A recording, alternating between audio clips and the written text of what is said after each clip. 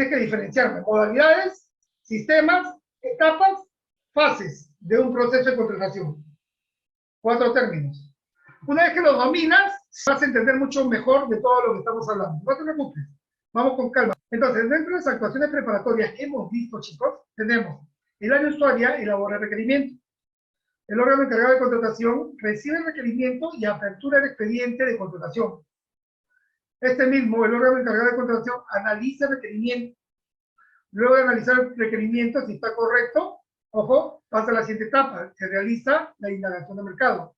Si este requerimiento tuviese observaciones, lo devuelve a la usuaria para que lo canalice a través del área técnica especializada y pueda, en este caso, devolverlo con las correcciones u observaciones. Por eso es que es importante que dentro del órgano, recuerde, existe una persona especializada. Ahora, hemos dicho que estos señores también pueden tener el apoyo del área especializada para que dé su opinión técnica, ¿no?, al respecto. El mercado va a responder en función a plazos, precios, formas de pago, formas de entrega, condiciones de entrega, porque si es un bien que existe en el mercado nacional y si es un bien que se tiene que importar, nos va a indicar también la procedencia, nos va a indicar el tiempo de entrega, nos va a indicar, los proveedores nos van a indicar toda la información que requerimos para hacer el ajuste de plazos, de precio y de factores de evaluación, ¿de acuerdo?, que voy a tener que utilizar más adelante en mis bases. Por eso es que es muy importante la indagación de mercado. El órgano encargado de contrataciones determina entonces, fíjate acá, el valor referencial. Andrea, ¿el valor referencial es para bienes y servicios o es para obras? Es para servicio.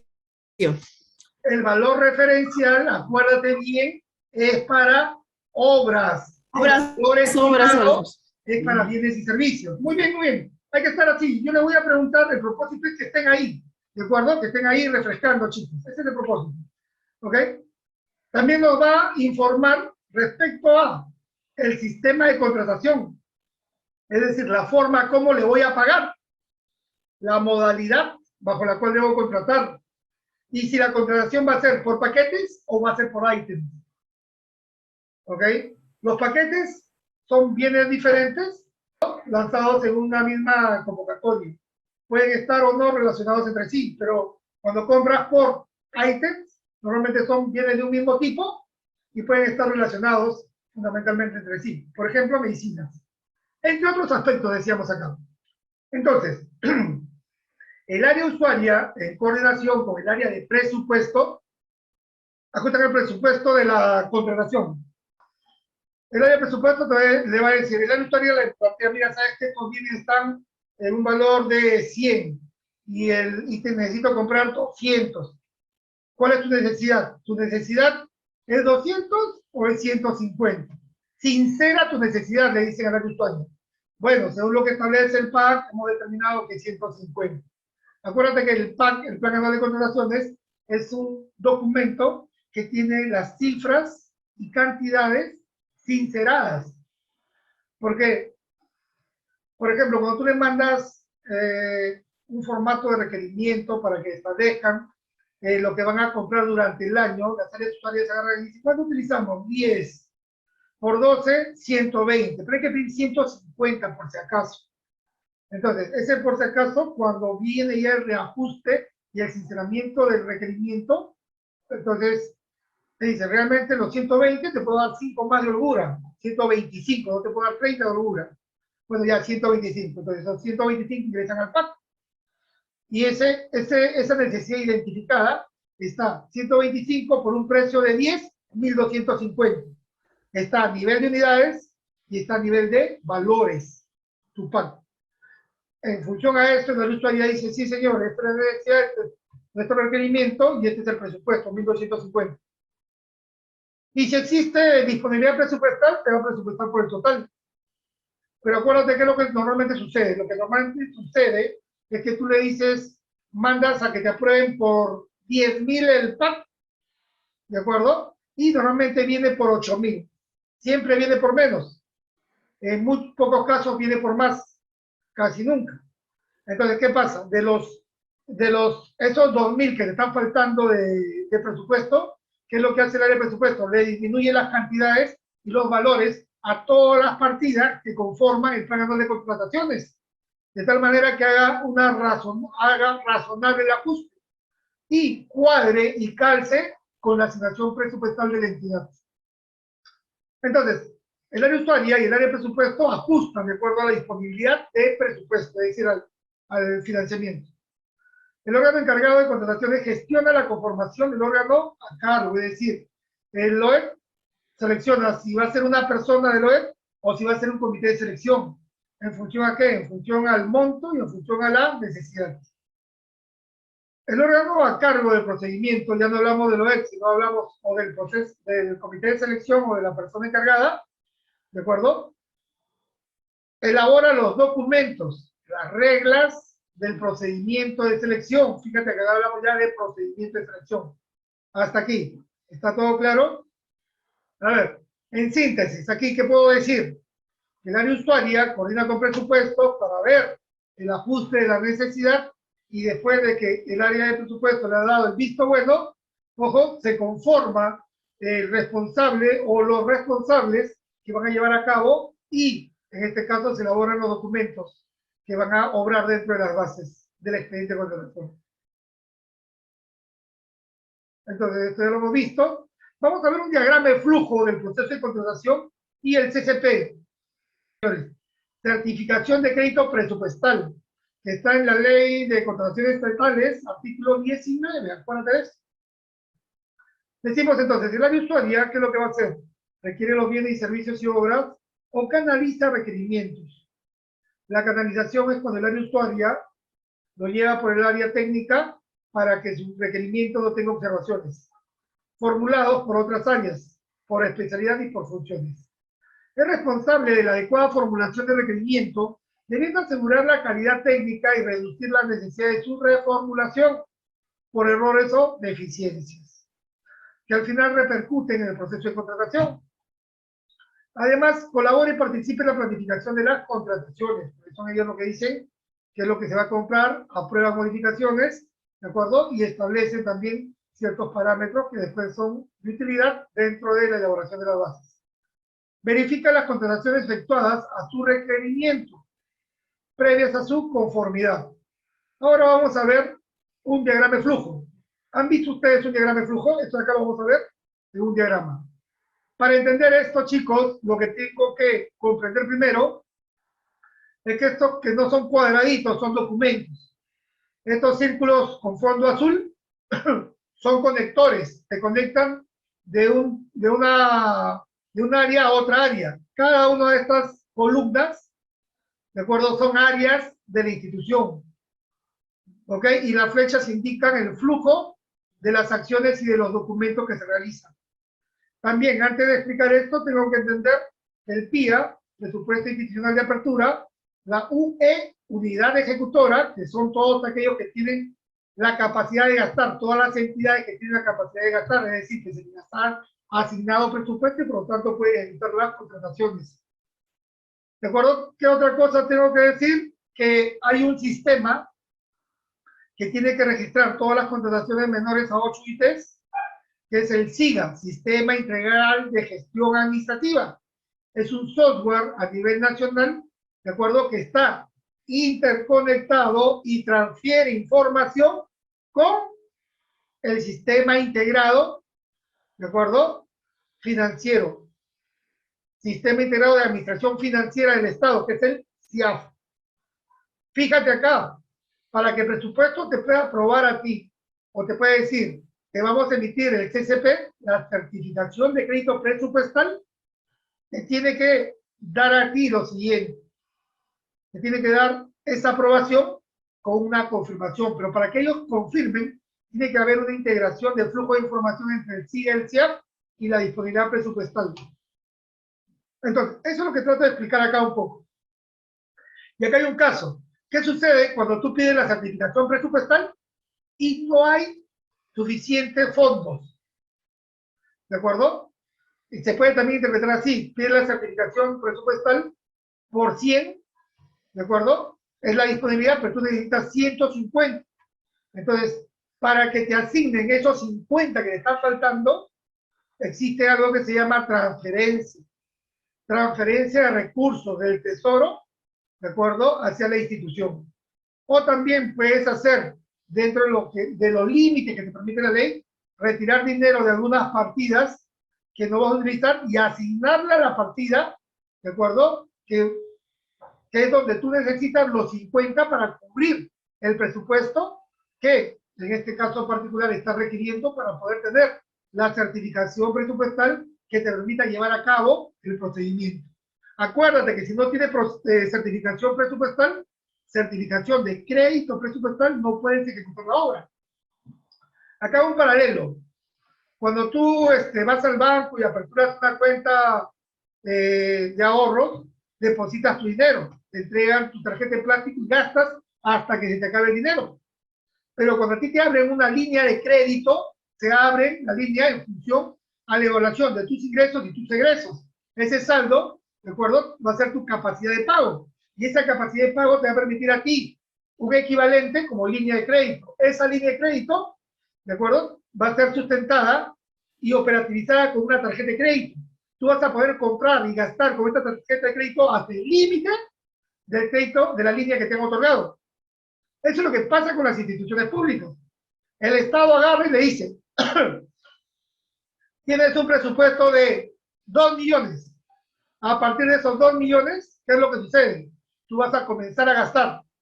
¿De acuerdo? Gastas en acciones centrales, que es todo lo que es personal y todo lo que tiene que ver con el funcionamiento de la institución. Vas a gastar en las contrataciones. ¿Ok? Y, ojo, normalmente el 60% de lo que recibe una entidad pública, más o menos, se va en pago de personal. Y el 40% que te queda, tú dices, de esto voy a comprar. Entonces, comienzas a comprar y en un momento en el que tenías que comprar por 150, pides la certificación y se dan cuenta que solamente tienes 100 en esa partida para la compra. Entonces le dices a presupuesto, ¿sabes qué? Necesito los 50, ¿puedes tramitarlo? Presupuesto te dice, sí, voy a pedirlo entonces. Entonces pide, ¿de acuerdo? Y si hay partidas, le aprueban la transferencia, llega la asignación o el crédito adicional a esa partida y recién ahí te emiten la certificación de crédito, en este caso, para que tú puedas desarrollar tu proceso de contratación. Ahora lo explico con los documentos. El área usuaria, la Dirección General de Administración, el área de adquisiciones, el área de presupuestos y el pliego. El pliego es el sector, el pliego es el que tiene el dinero, ¿de acuerdo? Y el que te va a aprobar o desaprobar el pliego. Recuerda que los pliegos son los ministerios, ¿de acuerdo? Y acá estamos hablando de una institución. Entonces, a partir de acá, tenemos el área usuaria, inicia el procedimiento, identifica la necesidad de bienes o servicios, realiza los requerimientos con sus respectivos términos de referencia o especificaciones técnicas, ¿de acuerdo? El requerimiento se realiza de acuerdo, supongamos, a un kit de programa presupuestal, a lo que te hayan determinado. Entonces, esto que está acá, siguiendo la flecha, dice, se ordena el iniciar con la adquisición en base al requerimiento presentado. ¿Quién? El área de administración. Como ya ordenó administración, entonces ese requerimiento se va al área de adquisición. Aquí, en el área de adquisición dice, se realiza la indagación de la compra para establecer nuestro costo de mercado frente a la disponibilidad del marco presupuestal y financiero. Para saber si tengo dinero, ese es el marco presupuestal y financiero. Si tengo el crédito. Ya te he dado el caso de que necesitas 150. Se verifica que no tiene 150, sino solamente 100. Por lo tanto, la falta de presupuesto, por lo que se solicita al área de presupuesto que solicite un adicional a través de una modificación presupuestal. Conector número 1, que lleva acá arriba. El área de presupuestos ingresa al módulo web del CIAP, operaciones en línea, para realizar la anulación y asignación presupuestal. Vale decir, saca de partidas que no va a usar la entidad y lo asigna a tu presupuesto para que te complete los 100 más los 50. En el supuesto, ¿de acuerdo?, que está completo. Esta solicitud de modificación del presupuesto de la unidad ejecutora tiene que ser solicitada, perdón, permítanme, tiene que ser solicitada ante el pliego. Ok. Ok, entonces, en ese sentido, En ese sentido, chicos, la solicitud de modificación del presupuesto de la unidad ejecutora, ¿a quién se lo pide? Se lo pide al pliego, que es el gobierno regional. El gobierno regional puede aprobar o puede desaprobar. Normalmente aprueba, ¿de acuerdo? Y remite, entonces, una vez que se aprueba, se remite la nota de modificación aprobada a fin de comunicar al área logística que procede la continuidad del proceso de compra. Conector número 2. ¿Ok? Acá va el conector número 2, pero antes dice, en administración, llega el documento y se informa la aprobación de la nota de modificación para que continúen con el procedimiento de la compra del servicio. Y viene acá. Número 2, se actualizan los datos en el sistema SIAF y en el SIGA. Se actualiza la priorización de la programación de compromisos anuales. ¿Qué es la programación de compromiso? El compromiso es el comprometer ese dinero con la adquisición que vamos a realizar. Es lo que yo le decía cuando le decimos al proveedor, sí, ya tengo el dinero para pagar. Y esta certificación de crédito presupuestal es el documento que garantiza eso. Por lo tanto, se genera la certificación de crédito presupuestal para la orden de compra o de servicio. Y esto también tiene que estar registrado en el SIGA y en el SIAF. Conector número 3. Nos vamos por acá. Dice, en el área usuaria ya se ha hecho el proceso de contratación, se ha convocado, se han hecho el levantamiento de observaciones, ¿de acuerdo? Se han integrado las bases, se ha dado la buena pro, ya antes se ha evaluado, calificado y admitido, se ha dado la buena pro, se ha firmado contrato, ya no se ejecutaron la condición contractual, es decir, ya no se entregaron los bienes, ya se ejecutó la obra, o ya no brindaron el servicio, y estamos en esta etapa donde se verifican, si nos entregan los bienes, las especificaciones técnicas. Y si es un servicio, los términos de referencia, y si es una obra, se verifica la liquidación de la obra. Y se emite la conformidad. Y nos vamos al conector número 4. Acá está. Una vez que ya tenemos la conformidad logística, con la conformidad, remite esta conformidad a tesorería para que tesorería haga el pago al contratista. Y con eso culminamos el proceso. Te das cuenta lo que te decía yo en un momento, que con la, ojo, con la liquidación de la obra no termina, con la entrega de bienes no terminan, con la conformidad, sino termina el procedimiento cuando le pagas al proveedor. Y mientras no le hayas pagado, se sobreentiende tácitamente que tu contrato aún sigue vigente. Y antes de que te pague, la entidad puede solicitarte un adicional. Que puede ser, imagínate, puede llegar a estos extremos. Tú le has proveído de zapatos y le has proveído de, supongamos que medias para calzado de cuero. Y el proveedor te puede solicitar sandalias de Gebe, que tú no vendes. Y él agarra y te pide, ¿sabes qué? Quiero, por el valor del 25% de la firma de contrato original, ¿de acuerdo? Un 25% en este tipo de bienes. Así tú no seas especialista o no hayas ofertado el bien, estás en la obligación de cumplirlo. ¿De acuerdo? ¿Por qué? Porque la norma establece, que la entidad puede solicitar y dará la conformidad. O sea, el proveedor no le da al proveedor la opción de negarse. El proveedor ya está en la última etapa ya para el pago, simplemente va a entregar lo que falta y le paga. Y si no está dentro de su rubro, igual te lo puede pedir, si está dentro del 25%. Son aspectos, por supuesto que es observable, ¿de acuerdo? Y puede llevar a un recurso de apelación. Sin embargo, las entidades pueden hacerlo, ¿de acuerdo? Y están en el derecho a hacerlo. Ok, y ahí termina el procedimiento. Chicos, por favor, preguntas respecto a esto. Fernando, María, José, Leandro, Luis, Espinosa, Manuel Vidal, Moisés, Noelia.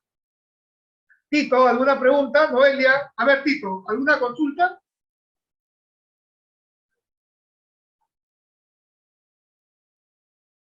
¿Se ha entendido este proceso, señores? ¿Ya han visto antes un diagrama de flujo?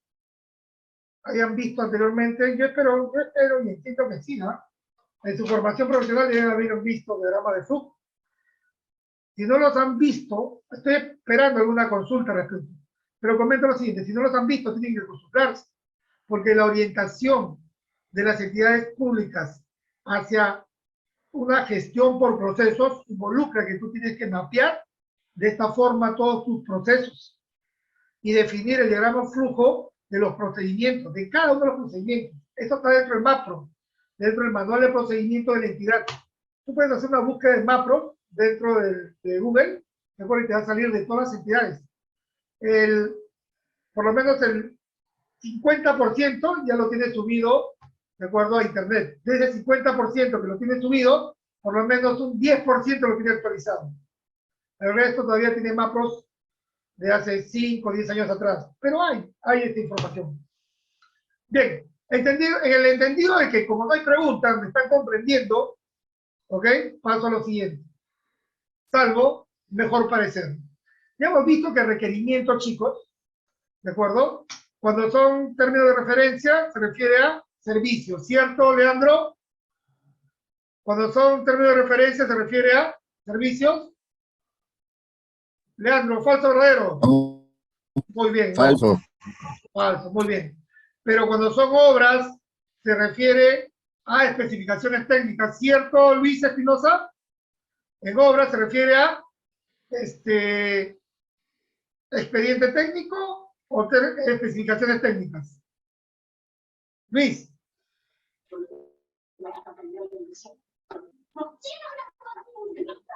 Luis, no te escuché. Especificaciones técnicas. Muy bien. Especificaciones técnicas. Muy bien, excelente.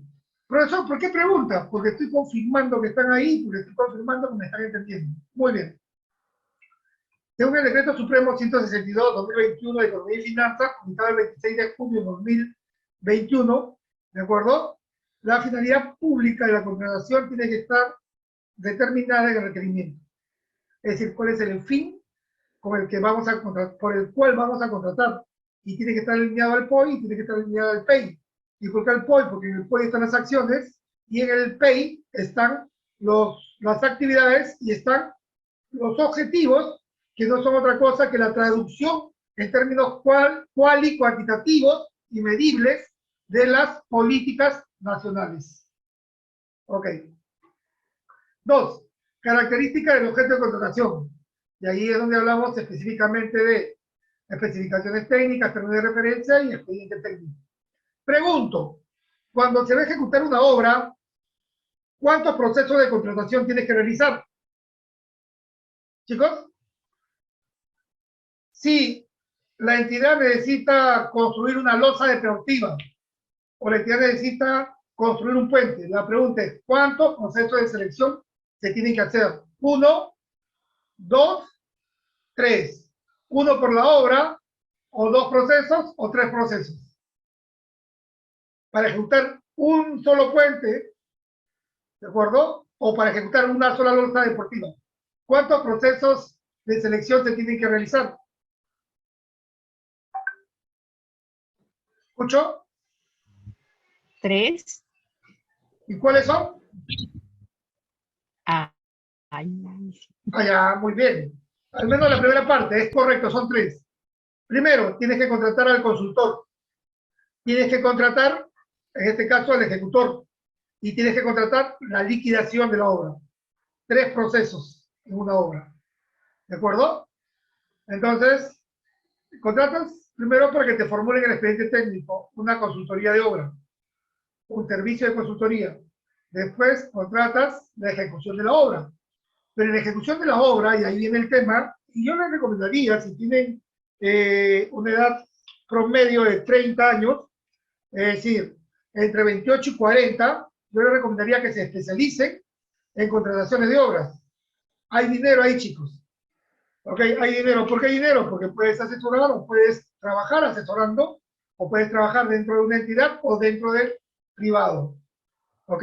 Especializándote en contrataciones de obras. ¿Qué es lo que pasa? Si tú contratas por obras, si tú contratas una obra, entonces puedes contratar la obra, solamente la obra, o puedes contratar la obra y el expediente, 2 cosas, o puedes contratar el expediente, la obra y los bienes que tiene la obra. ¿De acuerdo? Como ejemplo, pondríamos una clínica. Vas a construir una clínica de 10 pisos. No basta con la infraestructura, con el edificio. Tienes que ver adentro la iluminación, los pasillos, la implementación. Entonces, todos esos aspectos están considerados dentro de la norma. ¿Ok? Cuando contratas una obra, la contratación de obras tiene su nivel de complejidad. Por supuesto que ahí tiene que ver dentro del órgano contratado del comité de selección, tiene que haber un especialista, ¿no? Si vas a contratar una obra, normalmente un ingeniero civil, un arquitecto, ¿de acuerdo? Dependiendo del proceso y del tipo de objeto de contratación. Pero como les recomiendo, ¿de acuerdo? Si estás entre ese rango, menos de 40 y más de 30, especialízate. ¿Ok? Especialízate por ahí, que es una buena alternativa. Para que cuando tengas entre 40 y 50, ¿de acuerdo? Puedas ser muy buscado en estos temas. Seguimos.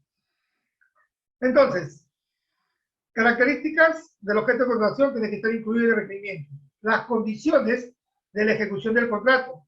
¿Cómo vas a contratar? Solamente la ejecución de la obra, vas a contratar la obra y los bienes, vas a contratar la obra, los bienes y hasta la puesta en operación, condiciones, ¿no? ¿En qué momento vas a recibir los bienes? ¿De qué forma vas a recibir los bienes? Empaquetados, vas a recibirlos al aire libre, vas a recibirlos con un tipo especial de embalaje, bajo qué condiciones. Entonces, ahí están. Punto número 3. Y las condiciones para calificar al proveedor. Los 4 puntos son determinantes. Ya hemos dicho la capacidad legal, la técnica profesional, la experiencia del postor en la especialidad y la solvencia económica. Sobre todo para las licitaciones públicas y ejecución de obras. Este requerimiento, si quieren ahondar en un nivel de detalle mayor, al artículo 29 del Reglamento de Contrataciones Estatales, por favor. Ahora, aquí nos habíamos estado quedando y todavía sigo repasando lo anterior, pero me interesa reforzarlo y por eso me retrotraigo hasta antes de la clase anterior para poder continuar con buen pie. Ok, la homologación es el proceso mediante el cual las entidades del Poder Ejecutivo que formulan políticas nacionales o sectoriales, pregunto, acá una pregunta, las entidades que formulan políticas nacionales y sectoriales o sectoriales, ¿son los pliegos, sí o no? Pregunto, las entidades que formulan políticas nacionales o sectoriales, ¿también se les puede llamar pliego? ¿Falso o verdadero? A ver. Verdadero. Fernando me dice que verdadero. ¿Otra opinión? Manuel Vidal. ¿Qué me dice usted? Lo que formulan políticas nacionales y sectoriales, ¿a ti se llaman pliegos acaso? Moisés, a ver, tengo un chat acá. Ah, Luis me dice que verdadero.